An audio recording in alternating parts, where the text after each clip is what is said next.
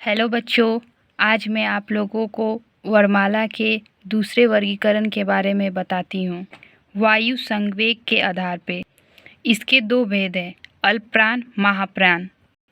अल्पप्राण का मतलब होता है कि थोड़ी हवा। जिन वर्णों के उच्चारण में वायु धीरे से ली जाए या छोड़ी जाए उसे अल्पप्राण कहते हैं। अल्पप्राण ध्वनियाँ निम्नलिखित हैं। प्रत्येक वर्ण का 1, 3 और 5वां वर्ण अल्पप्राण है।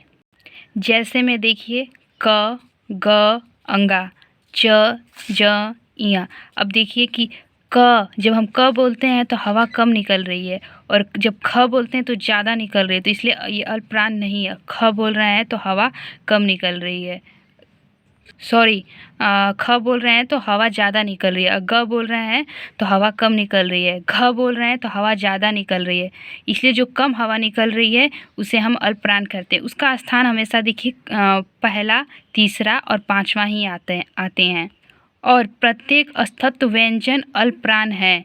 और प्रत्येक अस्थत्व व्यंजन आपको पता है किसे कहते हैं, य, र, ल, व, ये सभी क्या है, अल्पप्राण हैं। दूसरा, महाप्राण। जिस वर्णों के उच्चारण में वायु ली जाए या छोड़ी जाए उसे महाप्राण कहते हैं और ज़्यादा हवा आए उसे कहते हैं।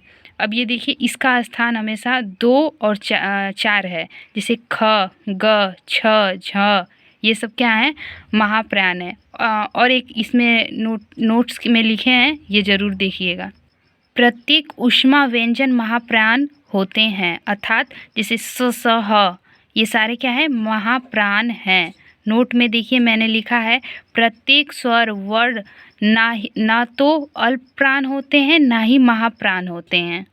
अब तीसरा वर्गीकरण तत्व के आधार पर। तत्व के आधार पर इसके भी दो भेद होते हैं, एक घोष या उसे संघोष भी कहते हैं और दूसरा है अघोष। जिस वर्णों के उच्चारण में तात्व या कंपन पैदा हो उसे घोष वर्ण कहते हैं। जैसे ग, घ, अंगा, यानी इसका स्थान हमेशा लास्ट से 3, 4, 5वें पे आता है। प्रत्येक अस्थत्व व्यंजन और ह घोष वर्ण है। प्रत्येक स्वर वर्ण भी घोष वर्ण होते हैं, ये बात जरूर याद रखिएगा आप लोग। अब दूसरा है अघोष वर्ण। जिस वर्णों के उच्चारण में तात्वत्व या कंपन ना पैदा हो उसे अघोष वर्ण कहते हैं। जैसे क, ख, च, छ, ट, ठ, प, फ, त, थ, इन सभियों में कंपन पैदा नहीं हो रहा है, तो ये सभी अघोष वर्ण हो गए।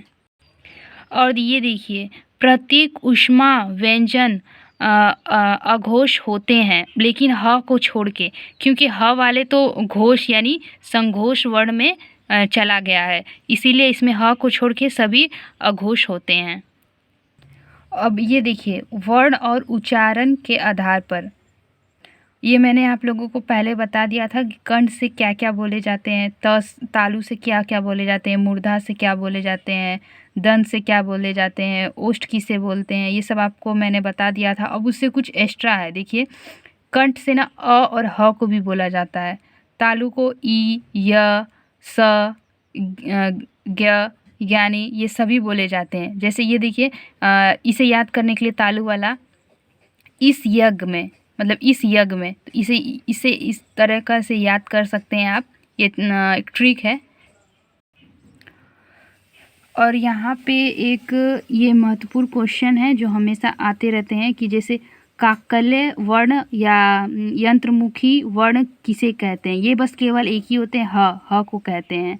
फिर वात्सल्य वर्ण किसे कहते हैं, स्पष्टी संघर्षी वर्ण किसे कहते हैं, इसके 4 होते हैं।